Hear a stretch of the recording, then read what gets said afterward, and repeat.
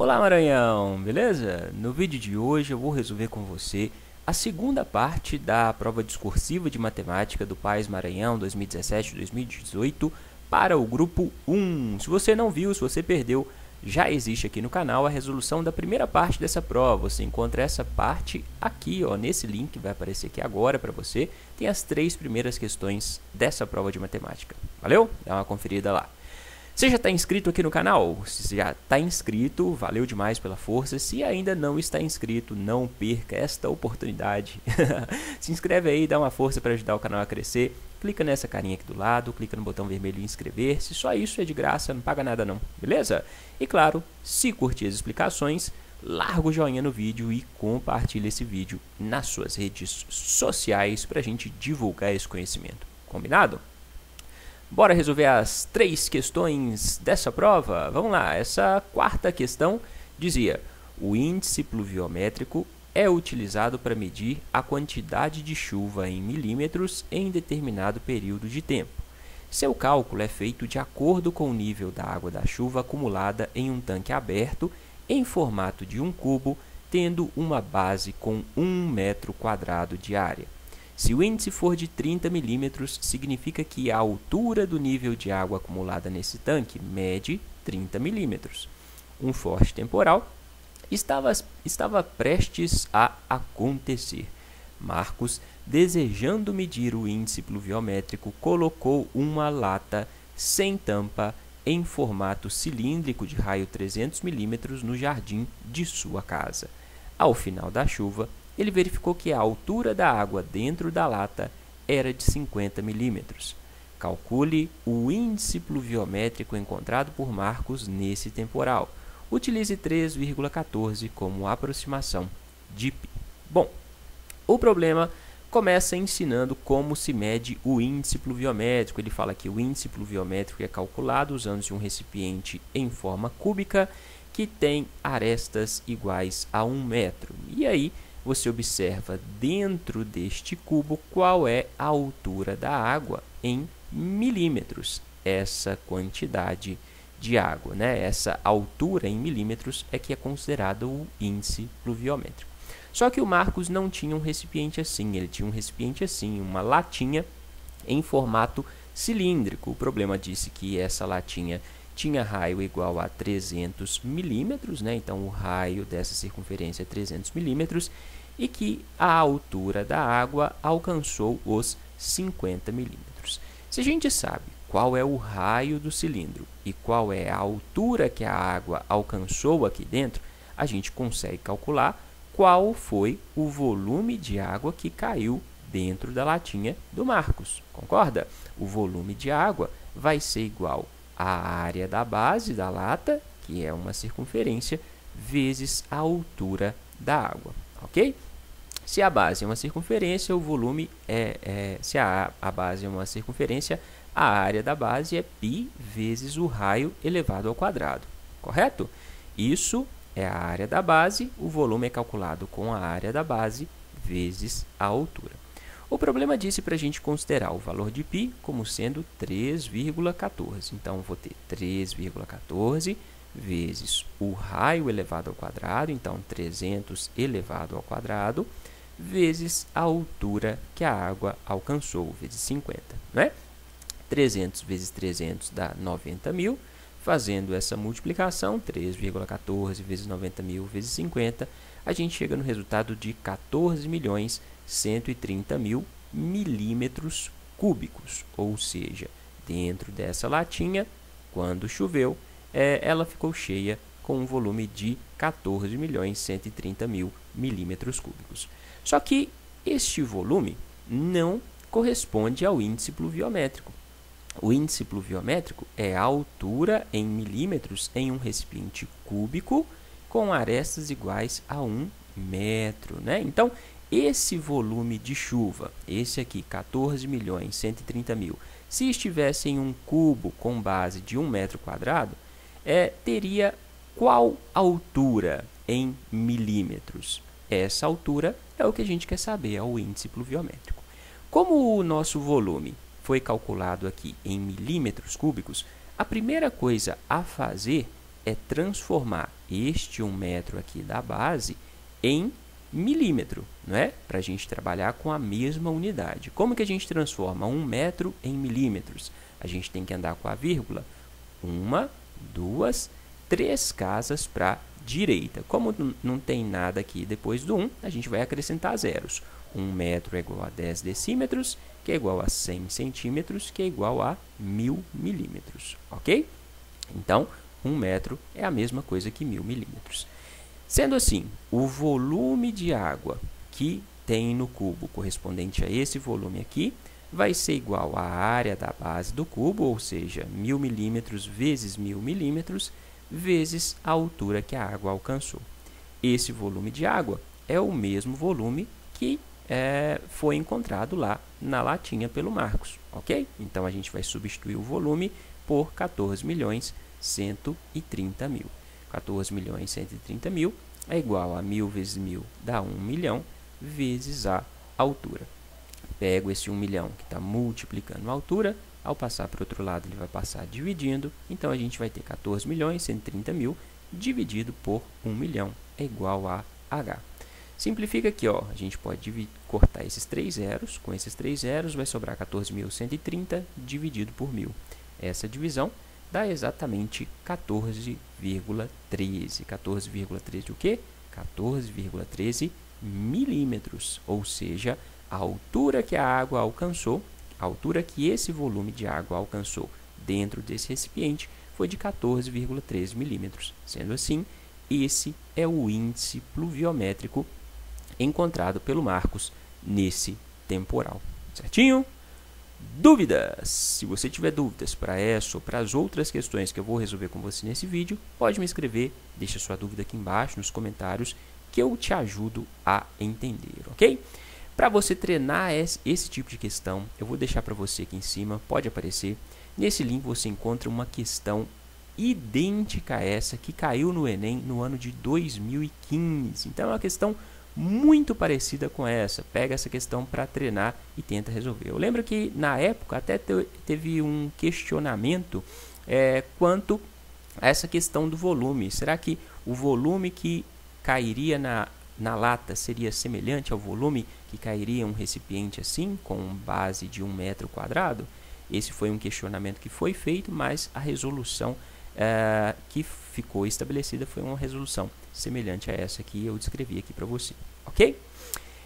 Vamos para a segunda questão dessa prova, que na verdade é a quinta questão. Vamos lá. Questão 5 tem esse enunciado gigante. A falta de rede de esgoto nas zonas rurais é um grande problema de saúde pública. Muitas propriedades rurais têm fossas rudimentares que são apenas buracos para receber os dejetos. O problema dessas fossas é que elas contribuem para a contaminação do lençol freático e os vírus e as bactérias presentes no material chegam aos poços que abastecem as casas e as plantações. As consequências desse ciclo são as doenças causadas por bactérias fecais que se espalham rapidamente pela água.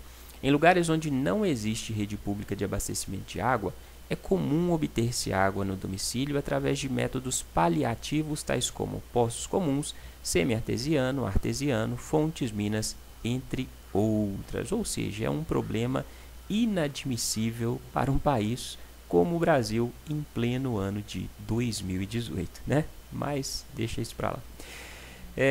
Deve-se respeitar por medida de segurança a distância mínima de 15 metros entre o poço e qualquer tipo de fossa e de 45 metros dos demais focos de contaminação, como chiqueiros, estábulos, valões de esgotos, galeria de infiltração e outros que possam comprometer o lençol d'água que alimenta o poço. Em uma propriedade rural, deseja-se construir uma residência, ponto A, implantar um poço artesiano, ponto B, e um local de coleta de esgoto, ponto C. Após o reconhecimento da área, o técnico responsável pela construção optou por um modelo matemático triangular com os seguintes dados. A distância entre B e C é 1 km, o ângulo entre os lados AB e BC é 105 graus e o ângulo entre os lados AB e AC é 30 graus. Ilustre a situação com um desenho. A seguir, calcule a distância em metros da residência até o poço artesiano. Use raiz de 2 igual a 1,41. Ok, então vamos primeiro fazer o desenho representando essa situação. O problema diz que foi usado um modelo triangular, então desenhe um triângulo, não é? Sendo que os vértices desse triângulo corresponderiam aos 3 pontos, né? A residência, que é o ponto A, o poço artesiano é o ponto B e o local de coleta de esgoto, o ponto C. O problema disse que a distância entre B e C é 1 km, então essa distância aqui é de 1 km. O ângulo entre os lados AB e AC, ou seja, esse ângulo aqui, AB e BC, desculpa, AB e BC, este ângulo vale 105 graus. E o ângulo entre os lados AB e AC, ou seja, AB e AC, este ângulo mede 30 graus, vale 30 graus, ok? O problema quer saber a distância em metros da residência até o poço artesiano. A residência é o ponto A, o poço artesiano é o ponto B, logo ele quer saber esta distância aqui, que eu chamei de x, ok? Se a gente tem um triângulo, conhece 2 ângulos, é possível descobrir qual é o terceiro ângulo, concorda? O terceiro ângulo, para calcular o terceiro ângulo, a gente vai pegar 180 graus, que corresponde à soma dos ângulos internos de um triângulo, e subtrair 105 e 30. 105 mais 30 dá 135. 180 graus menos 135 dá exatamente 45 graus. Ok? Como que a gente pode calcular este valor de x?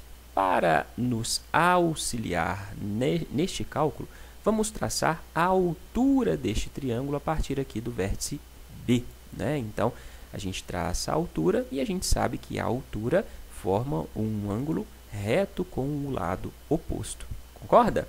Então, a gente divide esse triângulo ABC grande em 2 triângulos menores, sendo que esses 2 triângulos são triângulos retângulos, têm ambos um ângulo de 90 graus. Certo? Se a gente tem um ângulo de 90 graus, conhece um segundo ângulo de 30 graus, né? Nesse triângulo menor aqui, a gente pode trabalhar com os conceitos de seno ou cosseno para nos auxiliar no cálculo de x. Então, aqui a gente traçou a altura, eu vou chamar essa altura de h. Qual é o seno deste ângulo de 30 graus? O seno é calculado pelo cateto oposto ao ângulo de interesse. Então, se a gente está avaliando o ângulo de 30 graus, o cateto que está oposto a ele é o h, né? Então, o seno é o cateto oposto dividido pela hipotenusa, que a gente chamou de x, ok? Então, seno de 30 graus é igual a h dividido por x, beleza? Quanto vale o seno de 30 graus? Seno de 30 é igual a meio, né? É preciso saber isso, professor? Sim, é preciso saber isso. Seno de 30 graus é igual a 1 sobre 2. 1 sobre 2 é igual a h dividido por x. Vamos colocar em função de h, você já vai entender por quê. Vou pegar esse x que está no denominador, passar para o outro lado, ele vai passar para o numerador multiplicando, a gente vai ficar com x vezes 1, o que dá x, dividido por 2 é igual a h, correto? A gente pode fazer a mesma coisa no outro triângulo? Sim, se a gente calcular o seno desse ângulo de 45 graus, a gente vai fazer uma relação, né? A gente vai ter uma relação envolvendo o h. O seno de 45 graus é igual ao cateto que está oposto a ele, ou seja, o h, dividido pela hipotenusa, que é 1 km. Então, seno de 45 é igual ao cateto oposto a ele, h, dividido pela hipotenusa, que é 1 km. Seno de 45 graus é raiz de 2 dividido por 2, né? Seno de 45, raiz de 2 sobre 2. Raiz de 2 sobre 2 é igual a h. Então, observe, eu sei que essa altura h vale raiz de 2 sobre 2 e essa altura h vale x sobre 2. Se isso vale h e isso vale h, eu posso igualar as duas coisas, né? Porque h é igual a h. Então, x sobre 2 é igual a raiz de 2 sobre 2, não é? Corto esse 2 com esse 2, é como se eu passasse esse 2 que está no denominador para o outro lado multiplicando, aí vou ficar com 2 no numerador, corto, 2 dividido por 2 dá 1, né? Sendo assim, x vai ser igual a raiz de 2. O problema falou para a gente considerar raiz de 2 como sendo 1,41. Então, x é igual a 1,41 quilômetros. Por que quilômetros? Porque aqui, quando eu fiz o seno, eu trabalhei com a medida em quilômetros. Então, x é igual a 1,41 quilômetros, ok? O problema é que a resposta é em quilômetros? Não, ele quer a resposta em metros. Então, a gente tem que converter esse 1,41 quilômetros em metros. Como que a gente converte quilômetros em metros? A gente anda com essa vírgula 3 casas para a direita. 1, 2, mais um zero que a gente vai acrescentar 3 casas. Então, eu vou ter 1,41 quilômetros é igual a 14,1 hectômetros, que é igual a 141 decâmetros, que é a mesma coisa que 1.410 metros. Então, a distância da casa até o poço artesiano é de 1.410 metros. Essa seria a resposta dessa questão, ok? Dúvidas? Se tiver dúvidas, lembra, pode perguntar.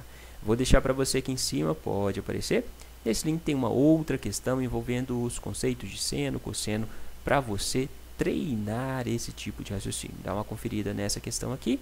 E aqui embaixo, na descrição do vídeo, também tem o link de outras questões com assuntos semelhantes aos dessa prova para você treinar. Valeu? Pega as questões para treinar, você ficar fera no raciocínio.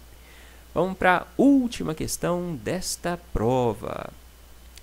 As cônicas são curvas no plano obtidas pela interseção de um plano com um cone circular reto, dependendo da forma como essa interseção aconteça. No caso do plano ser inclinado ao eixo do cone, não passar pelo vértice, não ser paralelo a nenhuma das geratrizes, obtém-se a elipse conforme a figura a seguir, né? A elipse é responsável por modelar diversos problemas. Ele faz diversas descrições aqui que, para a resolução da questão, não nos influenciariam, né? Vamos direto aqui para o enunciado, para o que a questão quer. Considere a elipse representada pela equação 4x² mais 9y² menos 32x menos 54y mais 109 igual a 0. Calcule o centro, o comprimento do eixo maior, o comprimento do eixo menor. Em seguida, esboce o gráfico da elipse, ou seja, é uma questão bem direta. Ele deu uma equação geral da elipse, que é que a gente ache o centro, o comprimento maior do eixo maior e do eixo menor, e faça o gráfico representativo dessa elipse. Você lembra os conceitos de elipse? Se você não lembra, pause o vídeo e reveja esses conceitos para você conseguir resolver essa questão. Como é muito direto, você precisa ter um conhecimento prévio para conseguir resolver essa questão. Então, eu vou deixar para você aqui embaixo, clica em mostrar mais, se você estiver acessando do computador, se estiver acessando do celular, tem uma setinha para baixo, logo abaixo aqui do vídeo tem uma setinha, clica nessa setinha, vai se abrir a descrição do vídeo, na descrição tem um link com um material bacana para você revisar os conceitos relacionados a elipses, ok? Bom, uma das coisas que você tinha que lembrar para resolver essa questão é da equação reduzida da elipse, né? Uma equação reduzida de uma elipse pode ser representada dessa forma, né? Essa seria uma elipse que passa pela origem dos eixos coordenados, né? Então, a gente tem x² sobre a² mais y² sobre a² igual a 1, sendo que A e B correspondem aos semi-eixos maior e menor da elipse, né? A medida do semi-eixo é o valor de A, a medida de um dos semi-eixos, maior ou menor, é o valor de A ou o valor de B, ok? Aqui a gente tem A² e B². Então, o nosso objetivo inicial para calcular o centro, o comprimento do eixo maior e do eixo menor é converter esta equação geral nesta equação reduzida da elipse, né? Então, para a gente fazer isso, a gente tem que seguir alguns passos. Vamos reescrever essa equação. 4x² mais 9y² menos 32x menos 54y mais 109 é igual a 0. Primeiro passo, reorganize a equação agrupando tudo que tem x com x, tudo que tem y com y. Então, vou ficar com 4x² menos 32x mais 9y² menos 54y igual a menos 109. Peguei esse 109 que está positivo, passei para o outro lado, ele vai passar negativo. Feito isso, você tem agora que criar um trinômio quadrado perfeito a partir aqui dos termos que tem x e a partir dos termos que tem y, ok? Como que a gente pode fazer isso? O que é um trinômio quadrado perfeito? Envolve aqueles produtos notáveis, lembra? Qual que é o quadrado da diferença de dois termos? É o quadrado do primeiro menos 2 vezes o primeiro vezes o segundo, mais o quadrado do segundo. A gente tem que chegar nesse trinômio, então a gente vai ter que criar esse trinômio a partir de 4x² menos 32x. A gente vai ter que criar outro trinômio a partir de 9y² menos 54y. Vamos fazer isso. Então, 4x² é a mesma coisa que 2x elevado ao quadrado, concorda? 2x² é 2 vezes 2, 4, x² é x², ok? Então, só mudei a forma aqui do 4x². 4x² é a mesma coisa que 2x². Por que eu fiz isso? Para você visualizar qual é o primeiro termo do nosso trinômio, né? O trinômio não é o quadrado do primeiro termo, então o primeiro termo é 2x, porque eu tenho o quadrado de 2x, que vai dar 4x². Beleza? Continuando, é o quadrado do primeiro menos 2, então eu coloquei o 2, vezes o primeiro termo, que a gente sabe que é 2x, vezes o segundo termo, que eu coloquei aqui de verde, o 8. Como que eu sei que o segundo termo é 8? Eu tenho aqui 2 vezes o primeiro termo, 2 vezes 2x. 2 vezes 2x dá 4x, concorda? 2 vezes 2x dá 4x. Mas eu teria que ter aqui 32x. Então, eu tenho que escolher como segundo termo um número que, ao multiplicar 4x, dê 32. E qual que é esse número? Esse número é o 8. 8 vezes 4x vai dar 32x. Entendido? Então, esse 8 eu descobri. Eu dividi 32x por 4x, o que dá 8. Ok? Sendo assim, eu sei qual é o primeiro termo e qual é o segundo termo, né, do nosso quadrado perfeito. Então, agora basta eu acrescentar a terceira parte, né? Então, é o quadrado do primeiro menos 2 vezes o primeiro termo vezes o segundo, mais o quadrado do segundo. O segundo não é 8, então eu vou colocar mais 8 ao quadrado. Só que se eu acrescentar esse 8 até aqui, ó, se eu olhar até aqui, tá igual aqui em cima, 4x² menos 32x. Se eu acrescentar esse 8 ao quadrado aqui sozinho, eu vou estar mudando o valor da minha equação, concorda? Eu vou estar acrescentando 64 unidades aqui do nada. Eu posso fazer isso? Não, não posso fazer isso. Então, para eu poder acrescentar 8 ao quadrado, eu tenho que subtrair 8 ao quadrado. Por quê? 8 ao quadrado menos 8 ao quadrado dá 0. Então, é como se eu estivesse adicionando 0. 0, se eu adicionar 0, eu não vou mudar o valor da equação. Ok? Entendido? Então, a gente montou aqui o trinômio quadrado perfeito. Quadrado do primeiro menos 2 vezes o primeiro vezes o segundo, mais o quadrado do segundo, e acrescentou um termo a mais, que é esse menos 8 ao quadrado. Esse mesmo raciocínio você vai fazer aqui com a parte do y, né? Então, você tem o quadrado do primeiro, 3y ao quadrado dá 9y ao quadrado, menos 2 vezes o primeiro não é 3y, 2 vezes 3y, o que dá 6y. Qual o número que multiplicado por 2 vezes 3y, 6y? Qual o número que multiplicado por 6y vai dar 54y? É só você dividir. 54 dividido por 6 dá 9, né? Então, vou multiplicar por 9. 9 vezes 6y dá 54y. Então, o primeiro termo é o 3y, o segundo é o 9. Então, eu tenho o quadrado do primeiro menos 2 vezes o primeiro vezes o segundo, mais o quadrado do segundo, ou seja, mais 9 ao quadrado. Se eu acrescentei 9 ao quadrado, eu tenho que subtrair 9 ao quadrado também. Tudo isso vai ser igual a menos 109. Descobertos os dois trinômios quadrados perfeitos, a gente converte esses trinômios quadrados perfeitos nos quadrados perfeitos. Isso aqui, ó, que está em cima, o quadrado do primeiro menos 2 vezes o primeiro vezes o segundo, mais o quadrado do segundo, é a mesma coisa que o quadrado da diferença de dois termos. É o primeiro menos o segundo elevado ao quadrado. 2x menos 8 elevado ao quadrado. Resolvendo, eu tenho o quadrado do primeiro, menos 2 vezes o primeiro vezes o segundo, mais o quadrado do segundo, ok?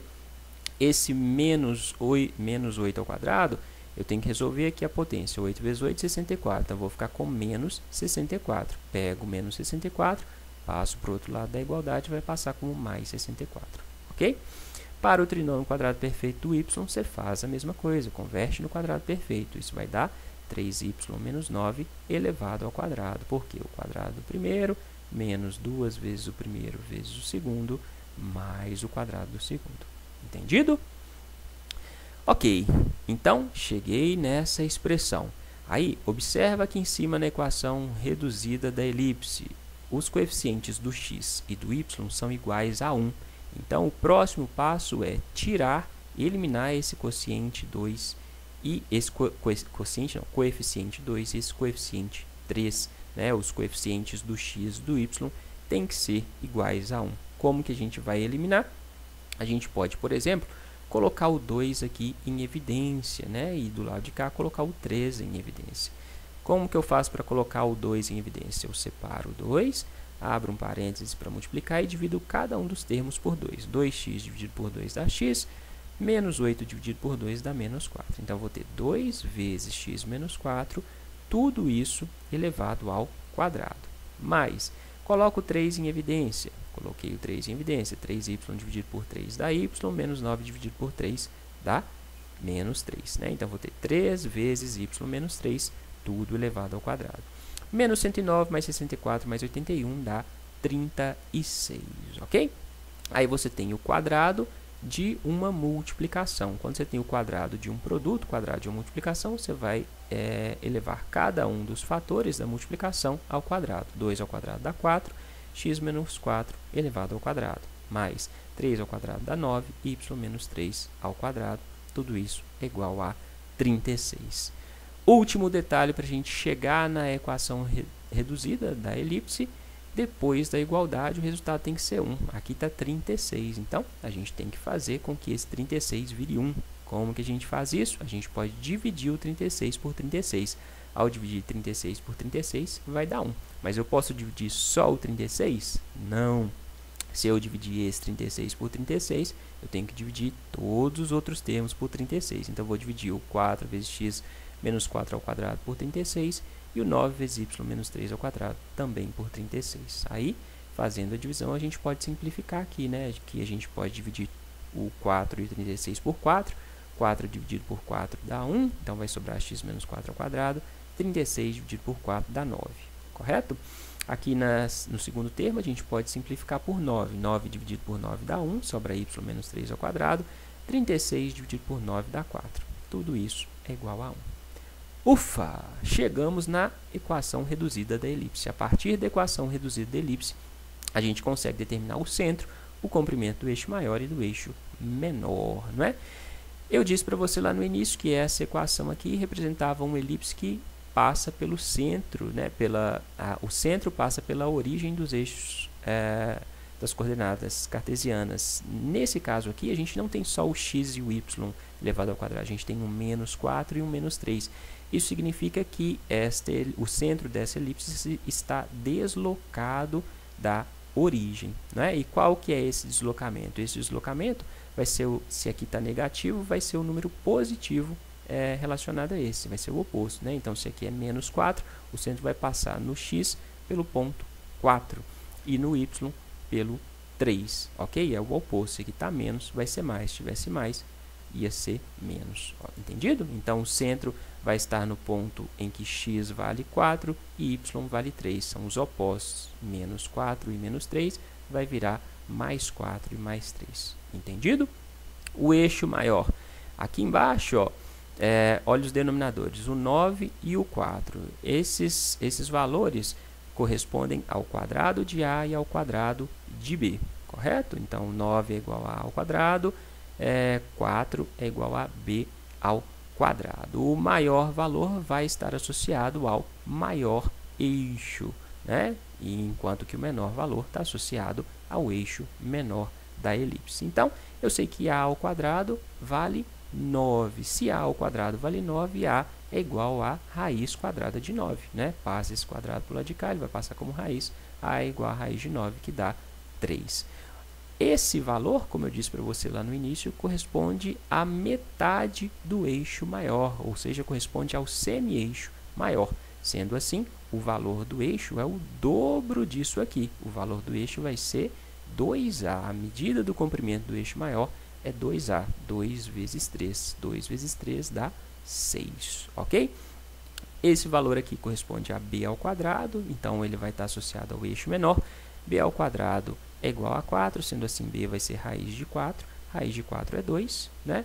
O comprimento do eixo menor é igual a 2 vezes b, ou seja, 2 vezes 2, o que dá 4. Então, a gente determinou o centro, o ponto em que está o centro, a gente determinou o comprimento do eixo maior e o comprimento do eixo menor. Agora, a gente vai esboçar o gráfico dessa elipse. Desenha as coordenadas cartesianas, o eixo y e o eixo x. Primeira coisa, coloque o ponto correspondente ao centro. O centro vale x vale 4, y vale 3. Né? Então, a gente vai ter um ponto em que x vale 4 e y vale 3. Esse é o centro da nossa elipse. A gente sabe que o comprimento do eixo maior vale 6 e a metade do eixo maior vale 3. Então, a partir do centro, eu vou andar no eixo x 3 unidades, tanto para frente quanto para trás, de modo que eu tenha um eixo maior valendo no total de 6. Entendeu? O eixo maior tem que ter o comprimento total de 6. Ele parte do centro. Né? Então, eu vou pegar metade do eixo para um lado, metade do eixo para o outro. 4 andando 3 unidades para frente, eu vou chegar no 7. Concorda? 4 andando 3 unidades para trás, 4 menos 3, vou chegar no 1. Entendido? Então, a nossa elipse vai passar por esses pontos. Esse todo daqui até aqui é o eixo maior, que tem 6 unidades. 7 menos 1 dá 6. Ok? O mesmo raciocínio você usa para o eixo menor, só que o eixo menor está associado ao y. Então, o eixo menor tem que valer um total de 4. Então, eu vou andar a metade de 4 para cima, a partir do centro, e a metade de 4 para baixo, a partir do centro. Qual que é a metade de 4? Metade de 4 é 2. Então, eu vou andar 2 para cima. Se esse ponto está no y no 3, andando 2 para cima, eu vou chegar no 5. Né? Para baixo, a partir do 3, eu vou chegar no 1. Entendido? Então, se eu sei o centro e os pontos correspondentes ao eixo maior e ao eixo menor desta elipse, eu consigo já traçar essa elipse. Tá aí o desenho correspondente à elipse. Se você quisesse acrescentar outras informações, você poderia colocar, por exemplo, que esse traçado aqui corresponde à metade do eixo maior, que vale 3, né, o valor de A, e esse aqui a metade do eixo menor, que vale 2, ok? Esse seria um esboço da elipse, certinho? Dúvidas? Se você tiver dúvidas, pode me escrever, deixe sua dúvida aqui embaixo nos comentários. Como eu disse no início dessa questão, era preciso um conhecimento prévio envolvendo os conceitos de elipse para você conseguir resolver essas questões. Então, se você teve dificuldade em compreender esse raciocínio, dá uma revisada no link que eu deixei aqui embaixo para você. E aqui em cima eu vou deixar para você, pode aparecer, nesse link tem uma outra questão de elipse para você treinar, certinho? É isso, pessoal. Essas eram as 3 questões que faltavam, né, dessa prova. Espero que vocês tenham entendido. Se entendeu, larga o joinha no vídeo, compartilha o vídeo nas suas redes sociais e, claro, se inscreve no canal para ajudar o canal a crescer. No mais, bons estudos, até a próxima!